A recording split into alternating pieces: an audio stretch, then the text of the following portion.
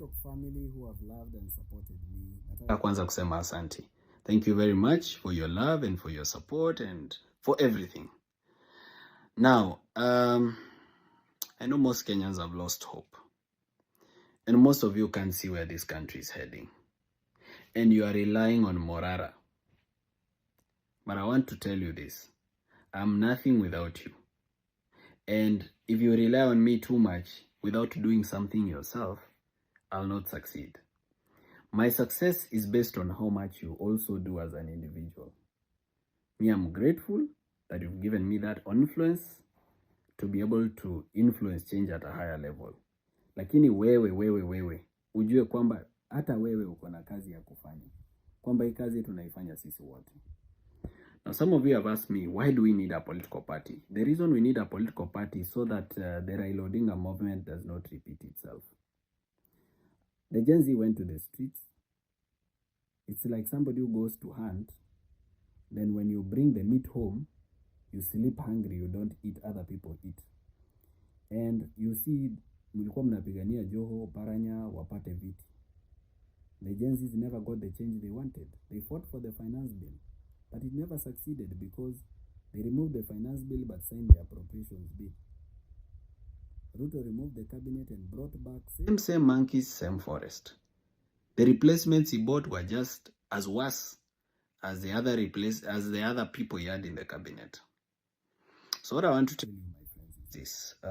I know most of you have told me. I even see your inboxes. Mnasema, Morara, tuite maandamano hata sai. We need to go to the streets. We need to go to the streets. All I can tell you is, friends, it's not your time. Bado. It's not your time to go to the streets. I know some of you will disagree with me, but bado. Hii ni githeri, tunaendelea kupika na haijaiva. Na the reason haijaiva ni kwa sababu wewe ambao unatazama hii video, you've not done your part. One of the things we need to do is we need to remember that 70% of Kenya, they don't live in Nairobi, they don't live in Mombasa, they don't live in Kisumu, they live in villages. They don't live in the cities or towns, they live in the villages. Sasa wale watu wa TikTok wenye tayari mko kwa villages, you need to inject, you need to do civic education to the people that are there. Because the only way we can have a revolution in this country is if the majority of the country is with us. Lakini sasa kama watu wako kwa village, Sirisi ya member of parliament, kesi ya corruption imeanguka yenye mali ya Wakenya iliibiwa na mnamsherekea. Wavinya Ndeti ametoka kupeleka pesa yenu huko UK, anarudi mnampokea kwa mbwembwe. You realize that the problem is not the leaders, the problem is the people. So lazima to change vile watu wanafikiria. That's why naambia wale wanasema we go to the streets kwamba hold off kidogo. I'm not saying we won't do it, we'll do it and we'll do it very soon. But can we gather enough momentum? Even a tsunami has to gather enough water. All right? Can we gather enough momentum? So that even if we do something, we are not doing it to fail. Remember, most of the Kenyans are afraid.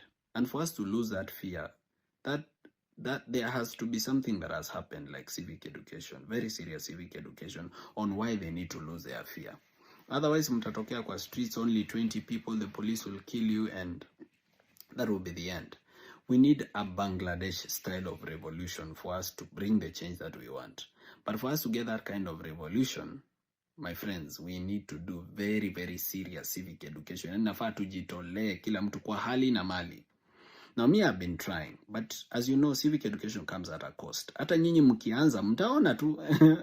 Wale wanasema, oh, Morara, unaomba, una raise funds sana, wachana, fanya kazi.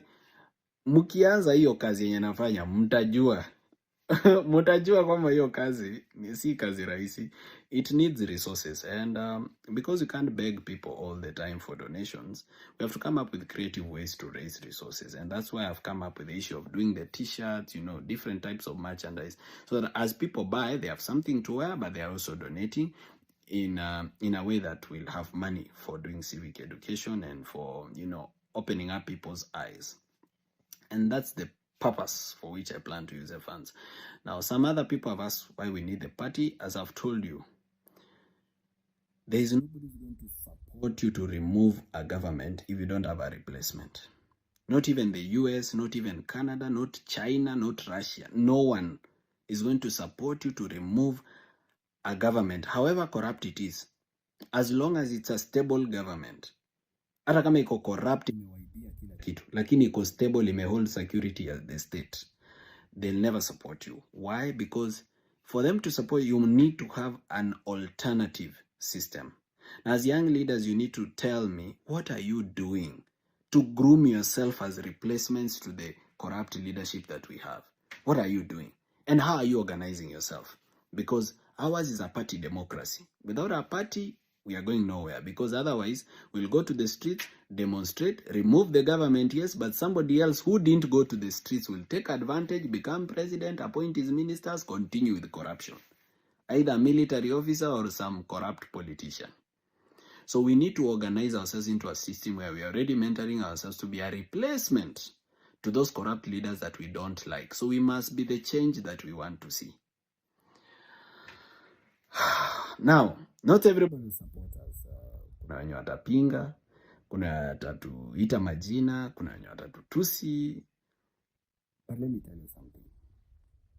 Kama hautaki matusi, wachana na mambo ya uongozi kabisa. Mambo ya uongozi utatusiwa na ubembelezwi. Watu watakutusi, watu watakwambia we ni. People even tell you are poor. Wewe ulikuwa maskini wewe kabla kuanza siasa. Siasa ndio imekusaidia, umenunua nyumba ama umenunua gari ama bibi yako amejizaa hospitalini kwa sababu siasa imekulipia hospitali. People will say things that will hurt you and things that will go into your heart and into your brain and hurt you properly. So kama uko na feelings, wewe ni mtu wa kukasirika haraka, wachana na mambo ya uongozi kabisa. Itakustress, itakuumiza. So we need our own party to organize for the next step, because after the revolution you need leadership. So we need to groom those leaders now. That's the only way we get even support. What I have to say lastly is leadership comes from God, but is rubber stamped by man. It is men that give a man favor to lead them. And the burden of leadership is painful. Personally, leadership has brought a very huge inconvenience into my life. Yani, imeniumiza na imeni-inconvenience sana. Juu nafikiria ungekuwa umerelax mahali una watch movie yako Netflix, una sip juice yako bila kusumbuana na watu, but here you are, struggling, and sometimes you are fighting the government, but at the same time the people you are fighting for are also fighting you. So unapata kuwa kazi ngumu sana. Inabidi upigane na serikali na bado upigane na hao watu ambao unapigania. And people think that leadership is so, nice, it's powerful, it's enjoyable. It's not. It's a big inconvenience. It's painful. Ni kitu yani, I cannot wish on you. I admire your lives. I admire how much you sleep. I admire how much you enjoy your meals, how much you eat. Sasa kama mimi kutoka asubuhi sijakula, na unaona saa hii ni karibu midnight, I've not eaten anything since morning because I've not found the time to eat anything. So wale ambao mnaweza niendelea kunishikilia na kuniombea na kunisupport, please do. I need it. Wale watanipiga ni sawa, you are a motivation. Mkinipiga, the more mnanipiga, the more napata sababu ya kuendelea, because now I have somebody I need to disappoint. If somebody says, for example, I'm a project, I need to stay in the game. I need to stay consistent so that I prove I'm not. If somebody says I'm a coward, I need to stay in the game and do some real confidence until they realize that I'm not. So the only way to win this is consistency. Any lie that is said about me right now, the only way I will defeat that lie is if I remain focused, consistent, and I never change. Because if I change, people will say, mnaona, situliwaambia. So now they've provoked me, I have to stay. Even if I thought of lifting, hata kama nilikuwa nimefikiria, kitu ndafanya hii mwezi ya pili bana, nimechoka niende nikapumzike. Now I have to keep doing it. So keep supporting us where you can. If you need to buy merchandise, if you need to donate, I assure you, there's no revolution without resources. Iyo msidanganyo. We need resources. For example, if we decide now we want to go to Narok tomorrow to do civic education, we need probably a tent. If we don't need a tent, we may need an umbrella, or we may need this and that. That is resources. Otherwise, bye and go.